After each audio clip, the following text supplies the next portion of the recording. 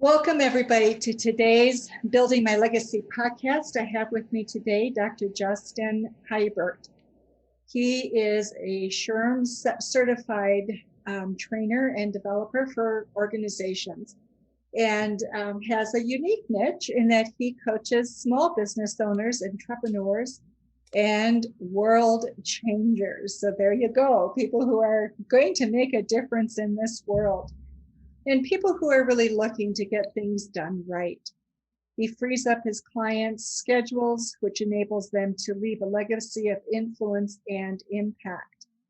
So, looking at clear and measurable goals, plan for strategic growth, and eliminate overwhelm. So, those are huge issues for today. So, Justin, tell me, how did you get into this field? Yeah. Well, thank you. Thank you for having me. I suppose that the easiest place to start, right, is always that I have found these sorts of stories are birthed out of our own journey, right? And so I got started coaching because I had a coach, and I was in the midst of my doctoral program, and In your was doctoral program is organizational psychology or I have a doctorate of ministry and missional leadership. oh, And so okay. looking at, well, I'll share that in the story. But what I ended up doing was I was working in a church at the time and facing some leadership health and burnout issues. And you could look back at the history of the church and realize that leaders were leaving because of burnout. And I kind of said, well, number one, I don't know. I don't want to do that. And number two, I don't know how to stop that. And so in talks with my own coach, started to frame my doctoral program about what does it mean to create healthy leaders. And I was lamenting with him once and said, man, I wish just somebody would do something about this issue of burnout. And he goes, you can do something about that. And I was like, I can. And so from there, it was just like, I mean, it was this awakening of, talk about this issue of world changers. There were many times I'd, talk to my wife, like, man, I'd feel like I could lead people better if I could just get out of my own way sometimes. Right. And so my journey with coaching really started there, that sometimes we're so unaware of our own biases or bad habits or blind spots that we kind of feel like, oh, man, I feel called to do something. I'm just not quite sure what that looks like. And for me, it was very important to have that coach come alongside me in that moment. And that was the first time where I was like, man, that's what I want to help provide for other people. That if we can raise that level of awareness and that level of leadership health, then we can truly go on to make a difference in our communities. And from there, it's become niching down to business owners and saying, the way the local economy runs off of small business and the way those people care about their communities, I wanted to come alongside and help them do great things wherever they happen to be located. Okay. So before we go into that, I just want to go back for a moment to burnout because some of the original research that Charles Garfield and some of the other people did many, many years ago showed that burnout occurred when people lost their sense of purpose in what they were doing. So speak to me a little bit about burnout. Yeah, and I would agree with that. And some of my own research seems to indicate that leaders fall victim to burnout because of this sort of perpetual crisis mode that they can get caught up into. And the problem arises when we as leaders can convince ourselves, well, I only thrive in crisis. And so really what I tried to do is step back from that and say, crises are going to happen in any given organization, but that doesn't mean the leader has to become dictated by other people's emotional responses. And so I spent a lot of my time and a lot of my practice on burnout looking and saying, what are the key foundations to remaining healthy? And so I identified 7 practices that good leaders do. And the foundation for that was what I call the calling, right? You Okay. have to be clear on the reason you're here. So a lot of times the language we use is you need to be able to answer the question, why on earth am I on earth? And if you don't have a good gripping story to that, you're always going to struggle.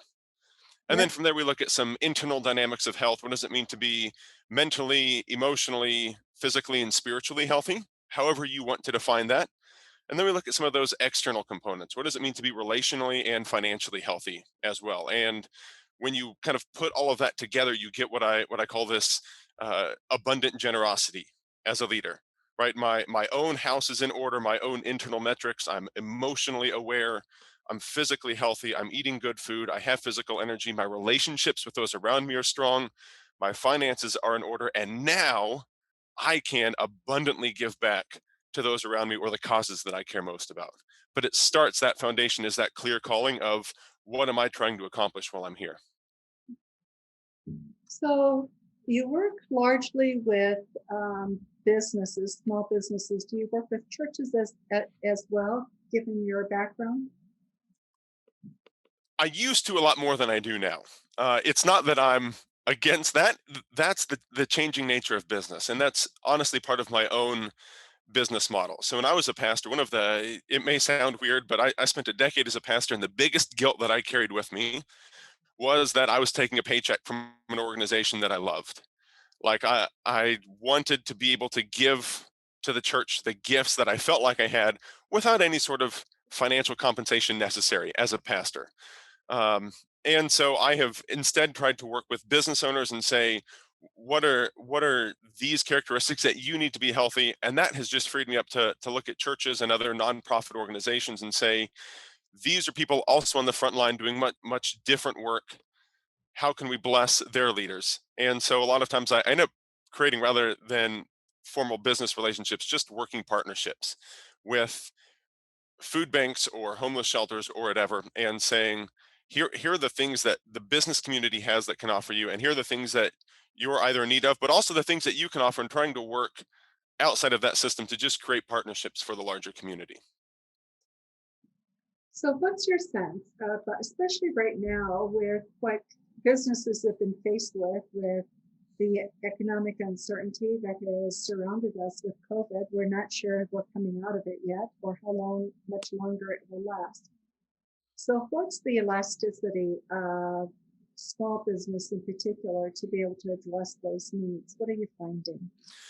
Yeah, there's so my clientele prior to this, kind of as all of this was starting, February, March, April, fell into two predominant categories. And as I've continued to talk and network and reach out to others, this is mostly held up as true. So I don't want to say it's the rule, but here's the general trend I'm seeing. You were either labeled essential and experienced a huge uptick in growth, or you were labeled non-essential and had long-term questions of, are we even going to be able to survive this? And so I lost multiple clients who said, hey, I can't keep my doors open, I can't afford to continue to work with you. Circle back with me in, what we thought would be 3 weeks and then became 3 months, and now we're still kind of, they're gun shy about coming back on. At the same time, I've had other clients that started with 2 employees and within the span of a month had to hire 8 more because they had so much business that they did not plan on that level of expected growth. And so while I think that kind of drastic nature is has leveled off, there's still a sense of people are now wondering what's next, right? And so some new reports have come out. I saw one last week that said people are starting to quit their jobs, which is a tentatively good sign of an economy because they feel like options are out there. And then the very next day, I saw another article that said 60% of the small businesses that have closed aren't planning on reopening. So I kind of think in large part many of us are making this up as we go, right? Like we just don't have a good sense of what is the federal government going to do that affects me, and what's the state or local government going to do, and what's my own level of responsibility and how I can navigate this. And so people are cautiously optimistic, I think, is the general tone that I'm getting. But this is also just ingrained, I think, a cultural sense of fear that I don't want to get too excited because things may change on me again. So as you work with companies that are struggling with that level of uncertainty, I mean, it reminds me in a way of working with somebody who's just had a diagnosis of stage 4B cancer. So already metastasized, spread to other organs, and you're looking at, is there a future? Isn't there a future? So how do you coach people through that uncertainty? Yeah. So there's a certain level of optimism that I think has to just be ingrained. And so a lot of the early work that I do early on with clients is about making sure we're actually just thinking the right way. I think it was John Maxwell One of his books said, thinking is such hard work, and that's why so few people do it. Like good thinking process, the way we actually think about thinking is extraordinarily hard to do. And so sometimes we just have these, oh man, my business has suffered, it's always going to suffer kind of mentalities. And having somebody like my coach did for me come alongside and say, we can actually do something about that, maybe the first spark of life that they've heard that things can get better. And so one of the places that we always start is just, where are you at now, and where is it that you want to go? And so I talk a lot with my clients about, we start with the end in mind, and then we can just reverse engineer the process. But we have to get clear on what it is that we're working on. So we create, in addition to corporate values or mission statements, we create these value propositions of what's the type of business I'm going to run, but that comes down to what's the type of person I'm going to be. And that's where it allows us to say, no wonder your employees are struggling with coming into work. You're a pretty negative person, and they look to you for leadership. So we start a lot with, what does it mean to get your mind right, to approach the world with a certain worldview of hope and optimism? Yes, things are bad, but I'm a firm believer that we have much more power and control over that outcome and over our own thought process in that than maybe sometimes we give ourselves credit for. So as you work with companies and bring them through this, are you also measuring results so you know the impact of what you're doing, or how do you um, go back and review? Does it make a difference? It absolutely does. That if we don't know what we're measuring, we're okay with any results. And we don't want to be okay with just any results. We want specific results. And so we do this through a twofold process. And part of that is the client's responsibility, right? As the business owner, as the leader, as the entrepreneur, is my product selling? Am I engaging a larger portion of the market, right? And there's some of those business pieces that I would say my role in that is to give them some general oversight, but I allow them to build that team. I'm one part of their team. They also need to have, maybe somebody that does marketing or that helps with social media engagement. I don't give insight into all of that. So I work alongside them and say, are those metrics continuing to come at it? Or if not, is there ambiguity on your part that you're not presenting this picture well? So that's the business side of it. But then personally, man, you can hear in a client's voice when I call them and they're like, and I say, hey, how are you doing this week? Oh, I'm just continuing to work. Like, there's energy that happens even over the phone. And so some of those metrics that we track are, what's your morning routine like? Are you waking up consistently, right? It's those internal metrics of health. Are you exercising? Are you spending time in relationship with people that you don't want to build this great successful business and then come home and be a jerk to your kids, or be an absent father, and your kids are like, man, I had lots of money growing up, but I wish I'd rather known my dad. For the people that I work with, for the leaders that I come alongside, we work hand in hand to make sure both of those happen. And when we work, we are fully present at work. And when we're at home or giving our hobbies or invested in friendships, we set parameters in place to make sure we're invested there so that they can be ultimately the person they've been called to become. So when you work with people and organizations, the biggest challenges they face are what today? That's a great question. The biggest challenges I see my clients face are, number one, the burden of responsibility they feel for their employees. And I've got clients, I've got other HR partners that I work with on some projects. And one of the things that we can be careful with, if we're not, one of the things we can fall victim to if we're not careful, is they say, well, are we going to make a decision based on the employer or based on the employee? And I just think we can do both, right? It's not an either or proposition that one party has to win. And so they care for their employees and they want to know how to do that well. At the same time, they want to make sure that their extended family community is taken care of. So, how can I lead this business well, which extends to employees? And how can I take care of my family? How can I take care of my community? Was talking with one business owner this week who, one of his biggest laments was the amount of charitable giving that he can't do this year because his business has been so affected. And so, walking alongside them, like, as things recover, let's build in this plan to get back to where we want to be. we can acknowledge that pain, we can acknowledge that hurt. That doesn't mean we have to stay there, doesn't mean it'll always be this way. We can move forward.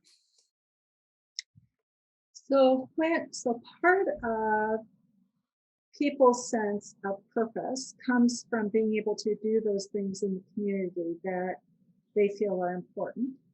So when you have to let go of that for a period of time, where do people find that purpose for what they do so they don't burn out while they are waiting for the pieces to come together?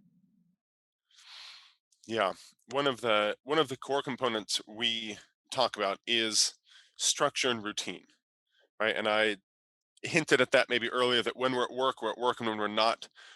But we make some very clear, definitive boundaries on those. And so it's not just because the great downside is this little phone that I can carry with me is both a personal device and a work device. Right. And it's great at both, but if I'm not sure what I'm using it for, it ends up becoming a trap, right? And so we set very clear boundaries. And it might sound weird, but I sit down with my clients like, when are we going to check email and text messages? And we plan it into our calendar. And if it's not during that time, then you're not allowed to do it. Right? If it is at the dinner table with your kids telling you how your day is, that text message can wait. It might be urgent and it might need to wait 5 minutes, or maybe it's not that important and it can wait till tomorrow morning. But we set very clear parameters because we take what I call is this total life inventory of what are the key metrics that matter to you. And if you're not fully awake and fully alive and fully energized by all of these areas that we look at, then we start to create a plan to help us get there, because we want to be intentional about everything we do and instill good habits that not only model to ourselves, but those around us what's ultimately important. It's very similar to Walter Trobisch. Are you familiar with him? Mm-mm. He was a great psychoanalyst out of Switzerland, but he did a lot of work with people in the church, particular people on the mission field who were burning out. It was at the turn of the century. And one of his big concepts was you have to know when to shut the door. So, even back then, um, people were struggling through how do I prioritize my own family and my own needs. And I think that is the problem when you are very focused on making a difference in the community and leaving a legacy, right? Right. It is. And the problem is we can become convinced of a false sense of legacy. If I were to ask my average business owner without any sort of baiting, what matters to you? Most of them I think would say, oh man, having a strong business. I'd like to grow. I had one client, we just finished the session. He's like, I want to grow 25% by the end of the year. That's a pretty lofty goal. I mean, Huge. Yeah. kudos to him for setting a big goal. We'll work on it. But we also have to back up and say that absolutely matters. And I don't want to discourage that. You've got a wife, you've got kids, you've got friends, you've got hobbies, right? And so the problem is if we fall for this false sense of legacy, and we can convince ourselves, and I call myself guilty here, when things get bad, my default is to work. And I almost have to force myself to go and enjoy some hobbies, right? And so I have intentionally over the last 3 to 6 months, not just trying to have hobbies, but I've actually started to document the process and the experience, because I have to remind myself you can only work 24 hours a day for so long before you're just good to nobody, right? And so what does it mean to leave the phone in the car and take my daughter somewhere? What does it mean to cook a meal for my family, or just go ride my motorcycle even though I, may not think I have time for it? Right. Because ultimately that larger scope of legacy needs to outlive me. If the business dies when I die, that's not a legacy. It needs to be something that continues to give on and pass on from generation to generation, not just within my family, but within the community.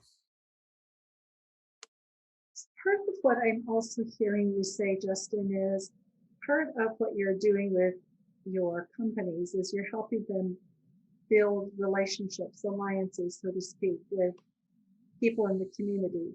How are you going about doing that? So there are a couple of ways. The easiest one for me to talk about up front is I very intentionally a couple of years ago built into the coaching practice this idea of giving back and generosity. And so clients typically work with me in 12-week blocks that we book a segment of 12 weeks together.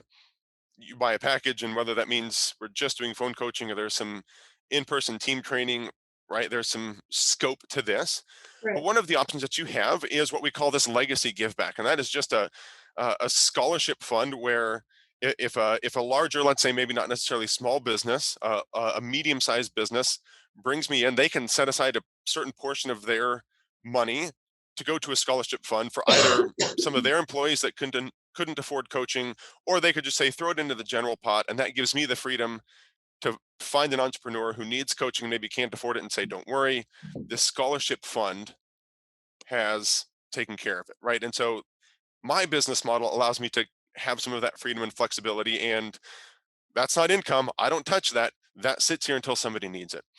The other thing that I do is these needs assessment is really just, I mean, it's practicing the coaching skill of listening, right? I spend a lot of time every week networking, and I become very good at listening for maybe that need that they don't know what they're saying, right? And that's part of what that coaching relationship. One of the things that I say is that I'm going to tell you what you're saying without you realizing you're saying it, because we can get so stuck in our own head that we don't understand maybe what we're feeling inside. And so my job as coach is maybe just to point that out. That happens in networking as well, right? Well, what I really need is a sale. Maybe what you don't need is a sale. What you need is a contact. What you need is a referral. What you need is a somebody else who has been there before. What you really need is not a sale but a mentor, right? And so then I look at what are the business contacts that I have, and who are the people that I know that I could connect. And the best feeling that I can get from that is when I say, person A, here's person B, you guys need to network. I'll set up a lunch and then excuse myself. And the amount of friendships and partnerships that I have seen come from that I don't get financial contribution for means much more to me, because I see this continuing role of generosity gain some momentum and spread out to new contacts and new businesses, and in some cases, new business ventures for people partnering together. So part of what I'm hearing you say is you create those collaborative partnerships or networks and without necessarily being a part of them yourself, right? Yeah. And so what you're also saying is that there's enough business that is generated from doing that that you don't need to worry about the income you will not be acquiring. Is that correct? Yes. And again, that is part of my belief that as I was getting into coaching, and especially money is a very funny subject in the church. And growing up in the church and being educated to work in a church and trying to pastor a church, that's a difficult conversation. And if I talk about it once a year, people want to know why I always harp on the subject of money, right? And so as I started this transition from out of the church world and into this coaching world, just said I think part of the my own thinking that needs to change is this relation to money. And the greatest disservice we do to ourselves in the world is when we think, there's one pie and I have to get as much of it as I can, and that means that I'm quite willing to take from you, because if I have more than you have less, and then I win. I firmly believe there's enough of that for everybody. I've done the metrics on what I need to do to consider myself not just full time as a coach, but like full client capacity. It, there's way more people in this world than I'm able to take on. And so the more good that I can do, there's enough business, there's enough finance, there's enough goodwill, there's enough generosity of all of that out there, that I don't need to practice hoarding and selfishness. And more that I can freely give of that stuff, that matters to me much more than, oh man, I probably could have made a little bit more money if I'd have been stingy. There's enough out there of all of that for everybody. So Justin, as you work with people, we've talked a little bit about where their biggest challenges are. Where do you see their biggest opportunities? Yeah, the biggest opportunities for everybody is part of why I have the tagline that I do, and that is that I empower leaders to get the right things done. The biggest opportunity for anybody is by focusing on the right things. And as a small business owner, you start this dream, right? And you work hard in the evening hours and you sacrifice and you sweat in ways that people may never see or acknowledge or recognize. And don't you know that business starts to grow and then you need to hire a second employee and maybe a third one. And all of a sudden you realize I'm still doing everything even though I have two other people hired. And that's where I come in and say, no, no, no, now you need to get the right things done. There are things that you as the business owner only you can do. And I will help you focus on those things. And the reason you hire employees is so that you can stop doing it all. I've got one client who's like, why am I still so busy? I'm like, because you've hired 5 people this year and are still trying to run everything yourself. He's gone from 1 to 6 employees. No wonder he's so stressed. Hey, let's start to lessen your load. You've hired this person, trust them to do their job. And so that biggest opportunity for anybody is to say, what are really the most important things that I can do? Maybe they don't make the most money, but they're only the things that I can do, and I will trust that team around me to do the rest of these tasks. And the more specific that you can get as the business owner, as the leader, as the world changer on those things, the more good you're going to do in the world. It is true. The more we hear what it is that is needed and that we can do, that we can control, the more we have that sense of, yep, I can make this work, don't we? Yep. But it's hard to come to that. And I think one of the things that I hear is people saying yes, and it would be great, wouldn't it, if I could do those things, but I don't have the tools to do it, or it makes me uncomfortable because I'm so uncertain about the future. And the reality is none of us can make the future certain. It is more Right. uncertain now than it's ever been. And yet there's that heart desire to hear those words, isn't there? There is, and that's hard. And generally, I tell business owners one of a couple of things in those scenarios. The first is just that we can never be 100% certain, but keep in mind that you've literally made it through 100% of what life has thrown at you so far. If you are still alive, if you're still breathing, if you still have a heartbeat, you are undefeated in this thing called life. So don't discredit your own ability to adapt and overcome whatever scary giant monster you want to think is in the future. So that's maybe the first reminder. Then the second is if you have that team around you and you're still scared and are unafraid to let go, then you've either got some insecurities we need to talk about, which is okay because we all have them as leaders, or you don't trust your team. And that one really needs to be addressed because the hiring was bad. Maybe you need to let somebody go, or maybe you need to hire somebody else, and that makes finances even tighter. But if you have hired and put in place a team and you are still scared to let go, that's an indicator of potential, not just slowing or capping of business, but of potential failure that really needs to be addressed. You should be able to trust those around you to carry that dream with you and alongside you and help you go farther than you could go by yourself. Hiring the right people is always a trick. So, what are your suggestions for people who are looking to hire and expand their business? Yeah. Relax for a second and don't feel the absolute pressure to get it right all the time is maybe a bit counterintuitive, but that's where we start because I'm, again, such a firm believer that with the right team, we can get farther. And so maybe I just dealt with this a couple of weeks ago. We hired somebody for one position and then found they're great, just not in that role. Right. And so if we can lower the stress on this has to be the right hire right now, and instead say, and this person is great, they can be a valuable asset to our team, and we think they're going to fit really well here, but also give yourself the freedom to just say what matters is the difference we're trying to make in the world. And so if you are hiring based on some of those values, right? How do you like to spend your free time? Where do you like to give back? What are the causes that you're passionate about? Those speak to me almost just as much as the skills that you have, because I'm a firm believer I can teach skills, right? In any scenario. I Right. could teach you to type faster, or I can teach you to have better customer service. sometimes what I can't change is the heart that you're going to bring into the job and the passion that you have. And so hiring for those sorts of things, the people that are passionate, just like you are about leaving that legacy, can overcome any of those other skills-based issues that might arise.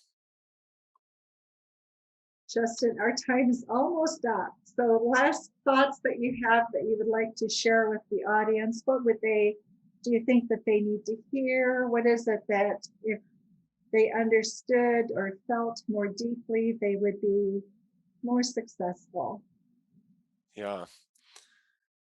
Leadership is predominantly to me about two issues. We could say it's about 1,000, but the two that I want to hammer home is, first of all, it's about the courage, the courage to act, the courage to show compassion, the courage to show vulnerability.